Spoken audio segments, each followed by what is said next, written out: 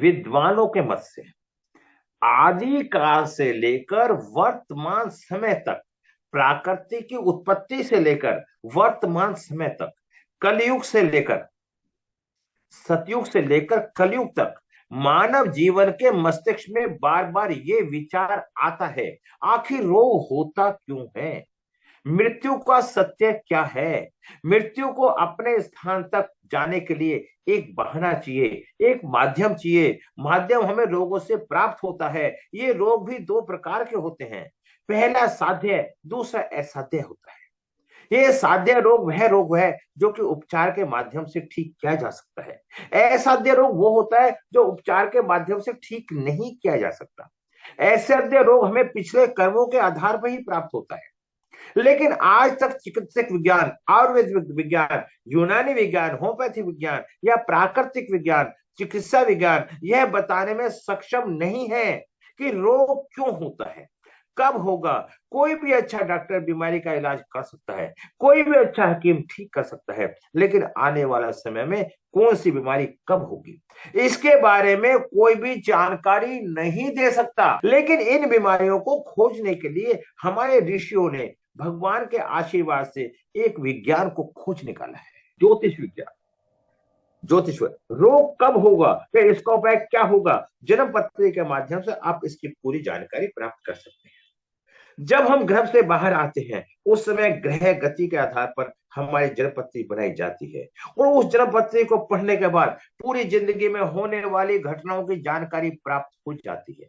उस समय हमें यह पता लग जाता है कि हमारी जिंदगी में कौन सा साध्य या कौन सा असाध्य रोग होने वाला है। जब हम गर्भ से बाहर आते हैं उस समय ब्रह्मांड में पाप रहित, झूठ रहित, स्वच्छ पानी की तरह निर्मल होते हैं।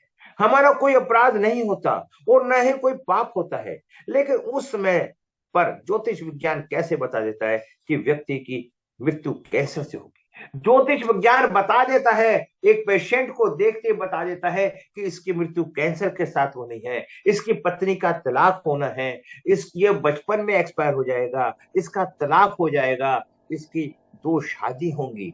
ये सारी बातें हमारा ज्योतिष विज्ञान बता देता है। विज्ञान के माध्यम से हम वो सब बातों को जान लेते हैं जो व्यक्ति के जीवन में घटना घट रही है। और मैं बताना चाहता हूं, ज्योतिष विज्ञान वो विज्ञान है जो व्यक्ति के खुद के बारे में सारा कुछ वर्णन देता है। तो अब आप देखिए कि ज्योतिष विज्ञान ने उसे पहले ही बता दिया तेरे साथ ये समस्याएं आएंगी। उसने सोचा पैसे से मैं सारी समस्याएं हल कर लूंगी, लेकिन वो हल नहीं कर। तो ज्योतिष विज्ञान व्यक्ति के बारे में, खुद के बारे में, मैं आप सबसे अनुरोध करता हूं तो पहले तो सब अपने बारे में ज्योतिष विज्ञान से सीखो और अपने बारे में अंदाज लगाओ कि आप ज्योतिष को कहां तक पारंगत कर सकते हैं। दूसरी समस्या क्या होती है हमारे सामने, हम ज्योतिष पढ़ते हैं, हमारा चंद्रमा खराब होता है, हमारे में मैनर्स नहीं है। जब हमारे में मैनर्स नहीं है और हमारी स्थिति, मानसिक स्थिति ठीक नहीं है, तो हमारी प्रोडक्शन की स्थिति भी ठीक नहीं होगी। जब तक हमारे में शिष्टाचार, सभ्यता, संस्कृति या संस्कार या सिद्धि नहीं होगी, अभ्यास नहीं होगा, तब तक हम किसी भी प्रोडक्शन को सही नहीं कर सकते। देखिए, हमारा कोई अपराध नहीं होता, ना ही कोई पाप होता है, लेकिन उसमें ज्योतिष विज्ञान कैसे बता देता है व्यक्ति की मृत्यु इससे हुई। इस दुनिया में विज्ञान को जितना भी विकास हुआ है, उस विकास का केंद्र मानव जीवन के मस्तिष्क है। मनुष्य अपने शरीर में जिस प्रकार से गणनाएं करता है, उसी प्रकार से हम अपने जीवन को चिरस्थायी करते हैं, कोशिश करते हैं। अगर हमें इच्छा होती है जीवन में चिरस्थायी करने की कोशिश करते हैं, अगर हमें निर्माण हो जाता है, हमारी इच्छा होती है हम बहुत तेज गति से दौड़े। अगर हमारी जब इच्छा हुई कि हम बहुत तेज गति से दौड़े, तो हमने कार का निर्माण कर दिया। और जब हमारी इच्छा हुई कि हम आसमान में उड़े, तो हमने हवाई जहाज का निर्माण कर दिया। हमारी इच्छाओं की गति से हमने उस चीज बाहर आते ही, उस समय हमारा कोई दोष नहीं होता, उसके बावजूद भी हम इस दुनिया में परेशान या दुखी क्यों होते हैं?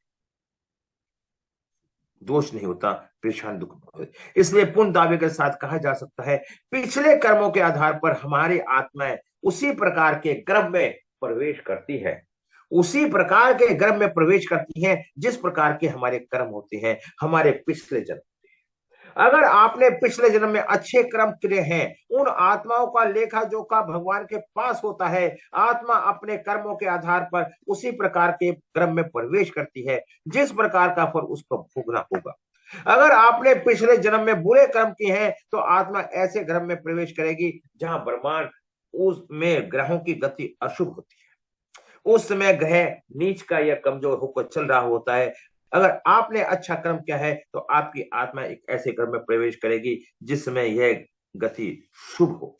अगर आप में बुरे कर्म है तो बुरे उस टाइम ग्रहों की बुरी दिशाएं होंगी, नीच के होंगे, पापी होंगे, शत्रु होंगे। और आपके कर्म अच्छे हैं तो आपकी स्थिति कैसी होगी? तो आप उच्च के ग्रह पे स्थिति जाएगी।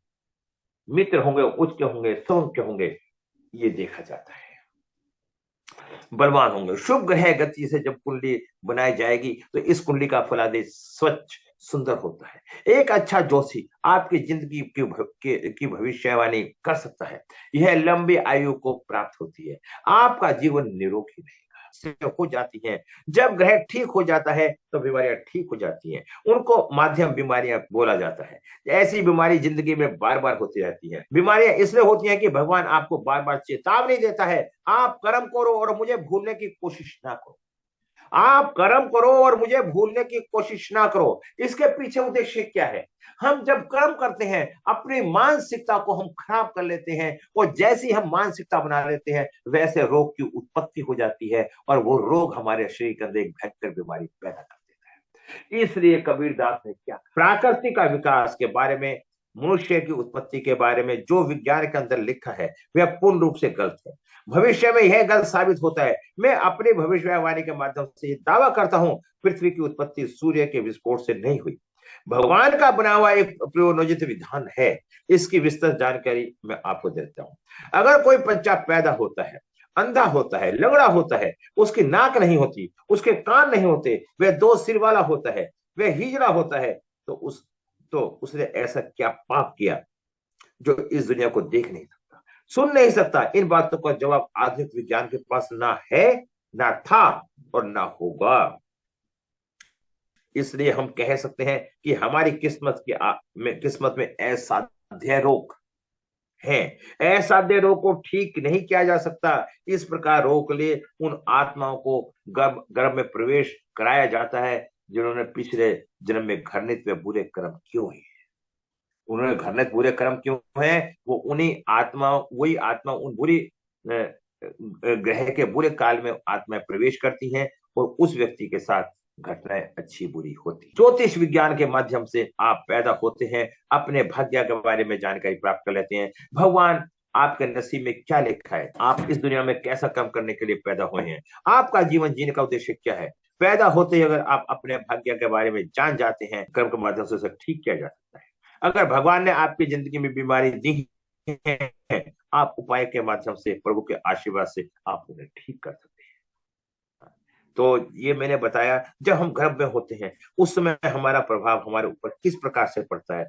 क्या गर्भ में विकसित होते हुए हम इन ग्रहों के प्रकोप से बच सकते हैं? आने वाले बीमारियों से क्या बचा जा सकता है? यह संभव है। अब मैं आपको बताऊंगा लोशो ग्रिड के माध्यम से कौन कौन सी बीमारियां कैसे कैसे रोग क्यों होते हैं। यह एक बहुत बड़ी समस्या है। इस दुनिया में एक मच्छर से लेकर हाथी तक सभी बीमार होते हैं। आखिर ये बीमारी किस प्रकार से उत्पन्न होती है? भयंकर बीमारियों का प्रकोप हमारे जीवन को किस प्रकार से नष्ट कर देता है, इससे हम अनभिज्ञ होते हैं। जिस प्रकार समुद्र में सुनामी लहरें आती हैं और प्रकृति व मानव जीवन को नष्ट करके चली जाती हैं, जिस प्रकार समुद्र में सुनामी लहरें आती हैं और प्रकृति व मानव जीवन को नष्ट करके चली जाती हैं, इससे हम अनभिज्ञ होते हैं। लेकिन सब बीमारियों का इलाज चिकित्सक विज्ञान में समाहित है। मैं आपको उदाहरण के माध्यम से समझाने की कोशिश करता हूं आखिर बीमारी कब और क्यों होती। आप कल्पना करें कि आपका मोबाइल सेट किसी टावर के साथ जुड़ा हुआ है। मोबाइल बहुत अच्छे तरीके से कार्य कर रहा है, जैसे एक कोई स्वस्थ व्यक्ति है और बिल्कुल ठीक चल रहा है। लेकिन उसे सैटेलाइट टावर के ऊपर अगर एक दूसरा उपग्रह घूमता हुआ आ जाए जिससे कि हमारे मोबाइल सेट की विविध तरंगे बाधित हो जाएं या दूसरे उपग्रह की वजह से तरंगे बढ़ जाएं या कम हो जाए, तो ऐसे स्थिति में हमारा मोबाइल सेट विद्युत तरंगे बढ़ सकती हैं या मोबाइल सेट खराब हो जाएगा, तो उसे ही हम अकाल मृत्यु बोलते हैं। अगर यही मोबाइल धीमी गति से प्रभावित होता है तो धीरे धीरे खराब होना शुरू होता है, तो 1 या 2 महीने में बीमार होकर मृत्यु को प्राप्त हो जाता है। लेकिन इस विधि को एक मोबाइल सेट को ठीक करने वाला इंजीनियर समझा सकता है आखिर यह किस वजह से खराब हुआ है, और एक इंजीनियर इस मोबाइल सेट को भूत, वर्तमान और भविष्य बता सकता है। इसी प्रकार एक ज्योतिष व्यक्ति के भूतकाल से लेकर भूतकाल, वर्तमान और भविष्य काल के बारे में बता सकता है ये बीमारी क्यों और कैसे हुई है और कब होगी, कब खत्म होगी। जैसे एक मोबाइल सेट एक टावर के साथ जुड़ा, उसी प्रकार हमारे शरीर के 9 टावर के साथ जुड़ जाता है। जैसे ही मोबाइल सेट किसी एक टावर के साथ जुड़ता है, इसी तरह से एक शरीर भी 9 टावरों के साथ जुड़ जाता है, 9 ग्रहों के साथ जुड़ जाता है। उन टावरों में आने वाली विद्युत तरंगे हमें प्रभावित करती हैं। इन्हीं टावरों को हम ज्योतिषी विज्ञान या ग्रह बोला जाता है। इन्हीं टावरों को ज्योतिष विज्ञान में ग्रह बोला जाता है। जिस तरह से हमारे 9 ग्रह होते हैं, इसी तरह से टावर होते हैं। जब आपने देखा होगा टावर का बैलेंस बिगड़ जाता है तो इंटरनेट हमारा खराब हो जाता है, हमारे मोबाइल पे आवाज साफ नहीं आती, कट जाता है बात करते करते। तो ये टावर का काम होता है। इसी तरह से हमारे 9 ग्रह होते हैं, और बॉडी में अगर 9 ग्रहों को प्रभावित हो जाते हैं तो हमारे शरीर के अंदर एक बीमारी की उत्पत्ति हो जाती है। ये ग्रह सूर्य के चारों ओर परिक्रमा करते हैं। परिक्रमा करते करते जब ये ग्रह एक दूसरे के ऊपर भ्रमण करते हैं तो हमारे शारीरिक व मानसिक क्रियाओं को प्रभावित करते हैं, जिसकी वजह से हमारे विचारों में परिवर्तन होते हैं, अचानक मृत्यु प्राप्त होती है या लंबी बीमारी के शिकार हो जाती हैं। ये बीमारियां हमें ग्रहों के स्वभाव के अनुसार ही प्राप्त होती है। जिस प्रकार ग्रहों का स्वभाव होता है, उसी प्रकार की उस ग्रह से आने वाली तरंगे हमारे शरीर को प्रभावित करती है। ये तरंगे दिखाई नहीं देती, लेकिन इनका पूर्ण प्रभाव हमारे शरीर पर होता है। जैसे TV set, mobile set, wireless set, internet किस प्रकार से काम करता है। Mobile set, wireless set, internet के काम करता है। इनकी तरंगे आम मनुष्य को दिखाई नहीं देती, लेकिन ये पूर्ण रूप से कार्य करती है। इसी तरह से हमारे ग्रहों के प्रभाव हमें दिखाई नहीं देते, लेकिन वो बॉडी में, हमारी बॉडी में, हमारे शरीर में पूर्ण रूप से कार्य, हमारी शारीरिक मानसिक क्रिया को प्रभावित करते हैं। इसकी वजह से हमारे विचारों में परिवर्तन होते हैं। जैसे अब मैं आपको छोटी सी, अभी मैं एग्जाम्पल तो दूंगा ही दूंगा, लेकिन विचारों में कैसे परिवर्तन आता है नई तरीके से।